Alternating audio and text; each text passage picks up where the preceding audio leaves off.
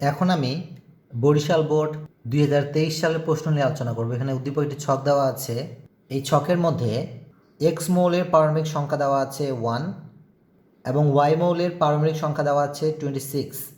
এখানে এক্স ও ওয়াই মৌলের প্রতীকের প্রচলিত অর্থ বহন করে না। গ নং প্রশ্নে লেখা আছে এক্স মৌলের এন সেল হতে এল সেলে ইলেকট্রন স্থানান্তরিত হলে বিকিরিত রশ্মির তরঙ্গদৈর্ঘ্য হিসাব করো। এবং ঘ নং প্রশ্নে লেখা আছে ওয়াই মৌলের জন্য 20তম ও 26তম ইলেকট্রন দুটি পলির বর্জন নীতি অনুসরণ করে কিনা বিশ্লেষণ করো। এখন আমি গ নং প্রশ্নের সমাধান করব। গ নং প্রশ্নে এক্স মৌলের এন সেল হতে এল সেলে ইলেকট্রন স্থানান্তরিত হলে বিকিরিত রশ্মির তরঙ্গদৈর্ঘ্য হিসাব করতে বলা হয়েছে। এখানে এক্স মৌলের প্রতীকের প্রচলিত অর্থ বহন করে না। যেহেতু এক্স এর পারমাণবিক সংখ্যা দেওয়া আছে 1 এবং 1 হচ্ছে হাইড্রোজেনের পারমাণবিক সংখ্যা, কাজেই আমাদের হাইড্রোজেন পরমাণুর এন সেল হতে এল সেলে ইলেকট্রন স্থানান্তরের জন্য বিকিরিত রশ্মির তরঙ্গদৈর্ঘ্যের মান হিসাব করতে হবে। সুতরাং এখানে এটি হচ্ছে গ নং প্রশ্ন অনুসারে একটি চিত্র, যেখানে হাইড্রোজেন পরমাণুর এন সেল হতে এল সেলে ইলেকট্রন স্থানান্তরের চিত্র দেখানো হয়েছে। পরমাণু গঠনের ক্ষেত্রে প্রথম সেলকে কে দ্বারা চিহ্নিত করা হয় এবং দ্বিতীয় সেলকে এল দ্বারা চিহ্নিত করা হয় এবং তৃতীয় সেলকে এম দ্বারা চিহ্নিত করা হয় এবং চতুর্থ সেলকে এন দ্বারা চিহ্নিত করা হয়। যেহেতু গ নং প্রশ্নে এন সেল হতে এল সেলে ইলেকট্রন স্থানান্তরিত হয়েছে, অর্থাৎ চতুর্থ শক্তি স্তর থেকে দ্বিতীয় শক্তি স্তরে ইলেকট্রন স্থানান্তরের জন্য বিকিরিত রশ্মির তরঙ্গদৈর্ঘ্যের মান নির্ণয় করতে হবে। কাজেই সূত্র অনুসারে লেখা যায়, আমরা জানি 1/λ সমান আর এইচ এবং ব্র্যাকেটের ভিতর হবে 1/n lower square minus 1/n আপার স্কোয়ার। এখানে ল্যামডা হচ্ছে এন সেল অর্থাৎ চতুর্থ সেল হতে এল সেল অর্থাৎ দ্বিতীয় সেল ইলেকট্রন স্থানান্তরের জন্য সৃষ্ট তরঙ্গের তরঙ্গদৈর্ঘ্য এবং আর এইচ হচ্ছে রিডবার্গ ধ্রুবক এবং এন লোয়ার হচ্ছে এই স্থানান্তরের ক্ষেত্রে নিম্ন শক্তি স্তর এবং এন আপার হচ্ছে এই স্থানান্তরের ক্ষেত্রে উচ্চ শক্তি স্তর।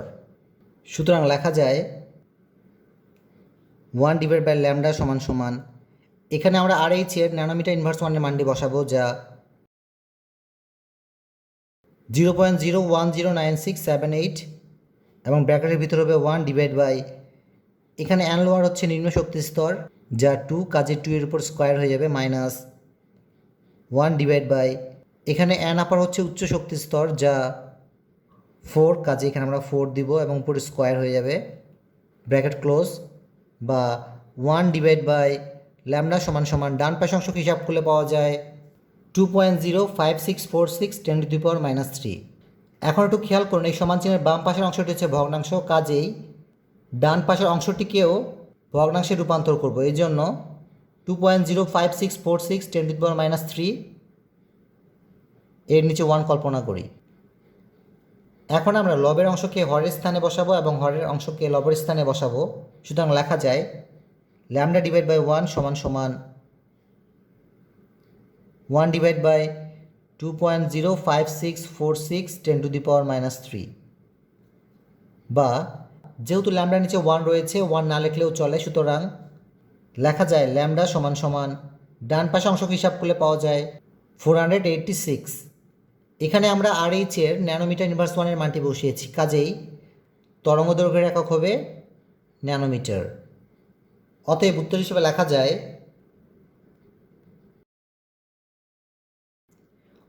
বিকিরিত রশ্মির তরঙ্গদৈর্ঘ্য 486 ন্যানোমিটার। এখন আমি ঘ নং প্রশ্নের সমাধান করব। ঘ নং প্রশ্নে লেখা আছে ওয়াই মৌলের জন্য 20তম ও 26তম ইলেকট্রন দুটি পলির বর্জন নীতি অনুসরণ করে কিনা বিশ্লেষণ করো। যেহেতু উদ্দীপক অনুসারে ওয়াই মৌলের পারমাণবিক সংখ্যা দেওয়া আছে 26 এবং 26 হচ্ছে আয়রনের পারমাণবিক সংখ্যা, সুতরাং উদ্দীপকের ওয়াই মৌলটি হলো আয়রন এবং আয়রনের ইলেকট্রন বিন্যাস হবে 1s2 2s2 2p6 3s2 3p6 4s2 3d6। এখানে 1s উপশক্তি স্তরে এটি হচ্ছে প্রথম ইলেকট্রন, এটি হচ্ছে দ্বিতীয় ইলেকট্রন, এটি হচ্ছে আয়রনের তৃতীয় ইলেকট্রন, এটি চতুর্থ ইলেকট্রন, এটি পঞ্চম ইলেকট্রন, ষষ্ঠ ইলেকট্রন, সপ্তম ইলেকট্রন, অষ্টম ইলেকট্রন, নবম ইলেকট্রন, দশম ইলেকট্রন। এটি হচ্ছে 11তম ইলেকট্রন, 12তম ইলেকট্রন, 13তম ইলেকট্রন, 14তম ইলেকট্রন, 15তম ইলেকট্রন, 16তম ইলেকট্রন, 17তম ইলেকট্রন এবং এটি হচ্ছে 18তম ইলেকট্রন। এটি 19তম ইলেকট্রন এবং এটি হচ্ছে আয়রনের 20তম ইলেকট্রন এবং এটি হচ্ছে আয়রনের 21তম ইলেকট্রন, এটি 22তম ইলেকট্রন, এটি 23তম ইলেকট্রন, এটি 24তম ইলেকট্রন, এটি 25তম ইলেকট্রন এবং এটি হচ্ছে 26তম ইলেকট্রন। সুতরাং এটি হচ্ছে 26তম ইলেকট্রন। যেহেতু ঘ নং প্রশ্নে 20তম এবং 26তম ইলেকট্রন দুটি পলির বর্জন নীতি অনুসরণ করে কিনা সেটি ব্যাখ্যা করতে বলা হয়েছে, সুতরাং পলির বর্জন নীতি হচ্ছে একই পরমাণুতে যে কোনো দুটি ইলেকট্রনের ক্ষেত্রে 4টি কোয়ান্টাম সংখ্যার মান কখনো একই হতে পারে না, কমপক্ষে যে কোনো একটির মান ভিন্ন হয়। কাজেই আয়রনের 20তম ইলেকট্রনের জন্য 4টি কোয়ান্টাম সংখ্যার মান নির্ণয় করতে হবে, একই রূপে 26তম ইলেকট্রনের জন্য 4টি কোয়ান্টাম সংখ্যার মান নির্ণয় করতে হবে। অতএব 20তম ও 26তম ইলেকট্রনের জন্য 4টি কোয়ান্টাম সংখ্যার মান নিম্নরূপ। এখানে এটি হচ্ছে 20তম ইলেকট্রন এবং 20তম ইলেকট্রনের জন্য প্রধান কোয়ান্টাম সংখ্যার মান হবে 4, কারণ 20তম ইলেকট্রনটি 4s অর্থাৎ চতুর্থ কক্ষপথে অবস্থান করে, কাজে এখানে আমরা 4 দিব।